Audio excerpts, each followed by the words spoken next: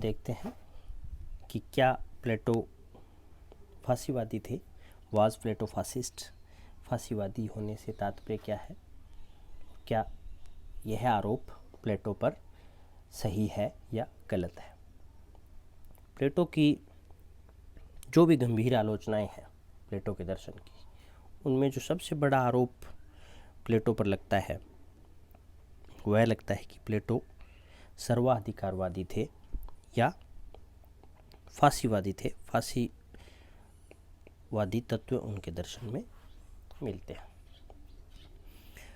तो यह जो आलोचना है ये हम देखते हैं कि फांसीवाद से तात्पर्य क्या है।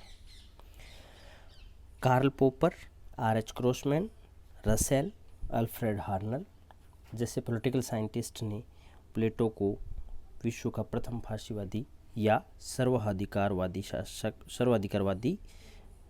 दार्शनिक माना है। सर्वाधिकारवादी से तात्पर्य होता है जो व्यक्ति के जीवन के सभी आयामों पर राज्य का नियंत्रण स्थापित करता है। यानी एक तरीके से व्यक्तिवाद का उलट। व्यक्तिवाद व्यक्ति की महत्ता को स्वीकार करता है, उसके दर्शन का केंद्र है वह व्यक्ति है। वहीं सर्वाधिकारवादी होते हैं वो राज्य के लिए व्यक्ति को बलि कर देते हैं, उनका केंद्र बिंदु राज्य होता है।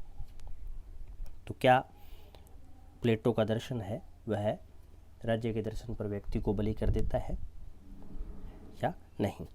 फांसीवाद से क्या तात्पर्य है? जो प्लेटो को फांसीवादी कहा जाता है। प्रथम विश्व युद्ध के बाद में इटली के मुसोलिनी के नेतृत्व में इस विचारधारा का उदय हुआ एक तरीके से, जिसमें चूँकि हमें अगर थोड़ा विश्व इतिहास अगर याद हो तो प्रथम विश्व युद्ध में जर्मनी और इटली की हार हुई और इनके ऊपर बहुत एक तरीके से अपमानजनक संधियां लाद दी गई थी। तो वहाँ एक ऐसी विचारधारा का उदय हुआ जिसके केंद्र में राष्ट्र था। व्यक्ति को कोई महत्ता उसके दर्शन में नहीं थी। तो फांसीवाद के दर्शन में राष्ट्र एक दैविक, नैतिक और पवित्र संस्था है। यह व्यक्ति और समाज का ही विकसित रूप है, ऐसा माना जाता है। राष्ट्र से स्वतंत्र व्यक्ति का कोई अस्तित्व नहीं है, ना ही कोई उद्देश्य है और ना ही कोई अधिकार है। यानी व्यक्ति को समाज में विलय कर दिया गया, राज्य में विलय कर दिया। व्यक्ति के कोई अधिकार या हितों राज्य से अलग नहीं है। यानी राज्य ही महत्वपूर्ण है और राज्य के लिए व्यक्ति की बलि दी जा सकती है। व्यक्ति की व्यक्तिगता नहीं बल्कि राज्य की सामूहिकता प्रमुख है। इनके साथ साथ जो फांसीवादी दर्शन था उसमें व्यक्ति पूजा या हीरोशिप पर बल था।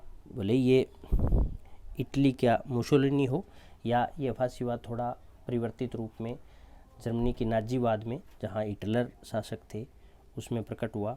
तो भले ही वो नाजीवाद हो या फांसीवाद हो, व्यक्ति पूजा, हीरो वर्शिप इसका एक विशेषता है। नस्लवाद से तात्पर्य है कि फांसीवादी और नाजीवादी मानते हैं कि कुछ नस्लें अन्य नस्लों की तुलना में श्रेष्ठ होती हैं और वो उसका आधार मानकर अपनी राजनीति का स्वरूप तय करते हैं। जैसे जर्मनी में हिटलर ने कहा कि आर्यन है वह सर्वश्रेष्ठ नस्ल हैं और जर्मन मूल के जो लोग हैं वो आर्यन हैं। और जर्मनी में जो है आर्यन नस्ल में जो संकरण पैदा हुआ है, हाइब्रिड हुआ है या मिक्स जो हो रहा है, उन सब समस्याओं की वजह है जूज या यहूदी। तो एक तरीके से यहूदियों को उनकी संस्कृति का प्रदूषक माना गया और यहूदियों को शत्रु मानकर एक तरीके से सभी लोगों को लामबंद किया कि जर्मनी की समस्या की जड़ है वह यहूदी हैं। तो वैसे ही जो फांसीवाद है उसमें ये रेशियल सुप्रीमेसी का एलिमेंट होता ही होता है, भले ही इसका स्वरूप कुछ भी हो।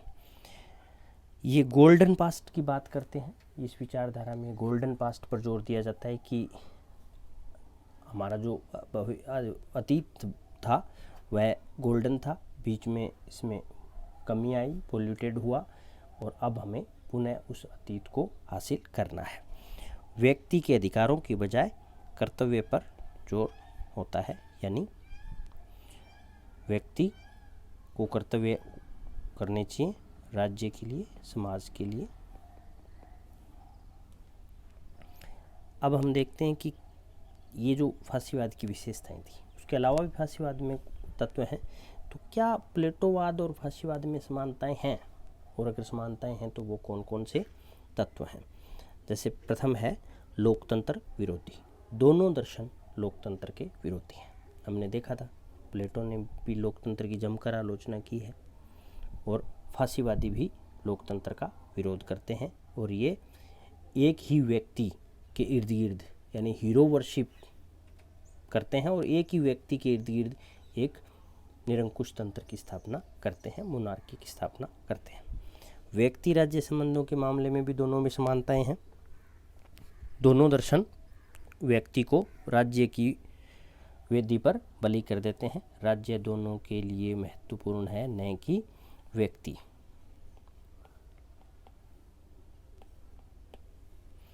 नेता की अधिनायकशाही में विश्वास करते हैं। जैसा मैंने बताया, फांसीवाद में हीरो वर्शिप का बहुत इंपॉर्टेंट रोल है। वहीं प्लेटो में हमने देखा कि जो फिलोसोफर किंग है उसको प्लेटो ने इतना संपूर्ण माना है, इतना पूर्ण माना है कि उसके सामने ना तो उस पर कोई प्रतिबंध लगाया है, और नॉट इवन लॉ की भी ज़रूरत महसूस नहीं की कि जो फिलोसोफर किंग है वह इतना परफेक्ट होगा कि कानून की भी आवश्यकता नहीं है। तो नेता की अधिनायकशाही भी प्लेटोवाद और फांसीवाद में समानता है।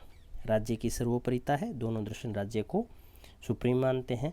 मनुष्यों की असमानता में विश्वास करते हैं। प्लेटो में भी हमने देखा, प्लेटो ने 3 क्लास में बांटा, और इन 3 क्लासों का एक तरीके से ग्रेडेशन किया। उनके लिए शिक्षा, साम्यवाद, संपत्ति के अधिकार की आदि अलग अलग व्यवस्थाएं थी। वैसे ही फांसीवाद में भी नस्लवाद के आधार पर माना जाता है कि इस नस्ल के लोग ज़्यादा सुपीरियर हैं, बाकी के लोग उस नस्ल को पोल्यूट कर रहे हैं। और हीरो वर्शिप में भी जो राजा है उसको एक तरीके से अलग ही दर्जा दे दिया जाता है, बजाय उसको सामान्य प्रजा के समान व्यक्ति मानने के। शिक्षा को दोनों ही राज्य के द्वारा नियंत्रित करना चाहते थे, और राज्य के उद्देश्यों के लिए ही शिक्षा की पाठ्यक्रम और शिक्षा का प्रणाली है उसको तय करना चाहते थे। दोनों ही कला और साहित्य पर राज्य का कठोर नियंत्रण स्वीकार करते हैं। संकुचित दृष्टि है। प्लेटो का दर्शन भी प्लेटो नगर की स्थापना को अपना अंतिम लक्ष्य मानकर चलता है, जहाँ दार्शनिक राजा होगा। और फांसीवाद भी फांसीवादी राज्य को ही चरम मानता है, उसे ही वह परम सत्य मानता है, उसके आगे कुछ भी फांसीवादी दर्शन में नहीं है। दोनों दर्शन कर्तव्य पर बल देते हैं, व्यक्ति के राज्य के प्रति कर्तव्य पर बल देते हैं। इन सब में हमने देखा कि प्लेटो में और प्लेटोवाद और फांसीवाद में बहुत सारी समानताएं हैं। लेकिन क्या ये समानताएं इतनी महत्वपूर्ण हैं, या इनके अलावा कुछ और अंतर भी हैं प्लेटोवाद और फांसीवाद में? फिर हम ये देखेंगे कि अगर समानताओं और असमानताओं को देखें तो निष्कर्ष रूप में हम क्या कह सकते हैं। तो प्लेटो और फांसीवाद में मुख्य अंतर है वह है कि प्लेटोवाद है वो साक्षात विवेकवाद है, वहीं फांसीवाद विवेक विरोधी दर्शन है। यह सबसे महत्वपूर्ण अंतर है कि भले ही प्लेटो ने जो राजा है उसको निरंकुशता की हद तक शक्तियाँ दी है, उस पर प्रतिबंध स्थापित नहीं किए हैं, लेकिन प्लेटो का जो राजा है वह विवेक का प्रतिनिधि है, बुद्धि के शासन का प्रतिनिधित्व करता है। प्लेटो ने आत्मा के जिस गुण को शासक का दायित्व सौंपा है वह बुद्धि है, न कि बल या न कि कोई अन्य गुण। वहीं फांसीवाद विवेक के विरोध का दर्शन है।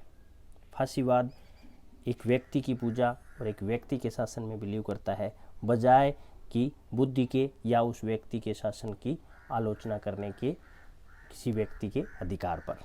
तो यह जो अंतर है, यह सबसे बड़ा अंतर है कि एक बुद्धि का शासन है और एक बुद्धि के शासन का घोर विरोधी है। प्लेटो आदर्शवाद है, फासीवाद यथार्थवाद है।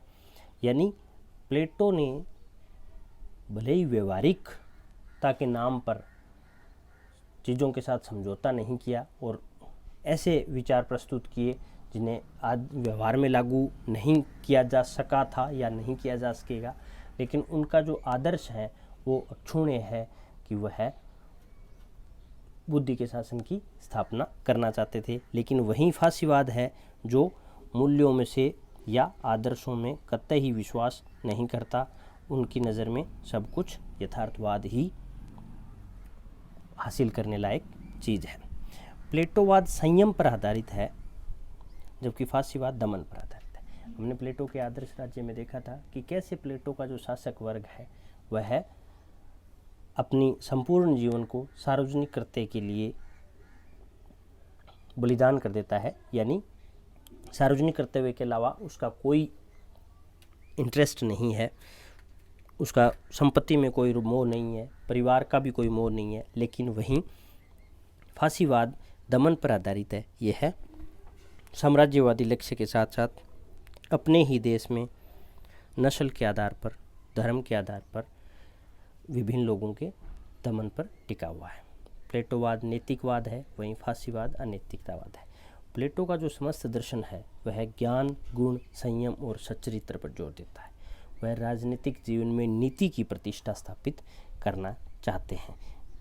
प्लेटो के तत्कालीन समय में जो ग्रीक सिटी स्टेट्स थे और उसके पूर्ववर्ती जो ग्रीक सिटी स्टेट्स थे, उनमें जो विकृतियां थी, उन विकृतियों को प्लेटो दूर करना चाह रहे थे। और उनका दूर करने के लिए प्लेटो को जो रामबाण मिला वह था बुद्धि का शासन। लेकिन फासीवाद का नीति से, एथिक्स से दूर दूर का कोई वास्ता नहीं है। प्लेटो साम्यवाद का समर्थक है, जबकि फासीवाद उसका घोर विरोधी है। प्लेटोवाद शांतिवादी है तथा फासीवाद युद्ध समर्थक है। प्लेटो के आदर्श राज्य में भी हमने देखा था कि प्लेटो का जो आदर्श राज्य है वह साम्राज्यवादी महत्वाकांक्षा नहीं रखता। प्लेटो के राज्य में राजा का कर्तव्य है कि उसे सीमा में बढ़ोतरी और कमी दोनों को नियंत्रित करना है। यानी राज्य की सीमाओं में बढ़ोतरी भी नहीं हो पाए।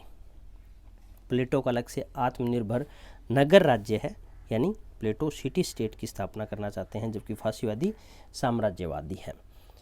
न्याय संबंधी धारणा, प्लेटो के लिए अपनी प्रकृति के अनुसार कार्य करना न्याय है, वहीं फासीवाद के लिए शक्तिशाली का हित ही न्याय है। Might is right.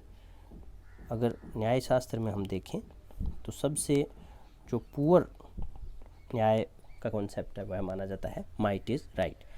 फासीवादी उसका समर्थक करते हैं कि वहाँ न्याय की कोई संकल्पना ऐसी नहीं है, जबकि प्लेटो व्यक्ति की प्रकृति के अनुसार व्यक्ति को उसका अंश मिलना चाहिए, व्यक्ति को उसका ड्यू मिलना चाहिए, जो कि आधुनिक न्याय शास्त्र में भी एक तरीके से गाइडिंग लाइट की तरह कार्य करता है।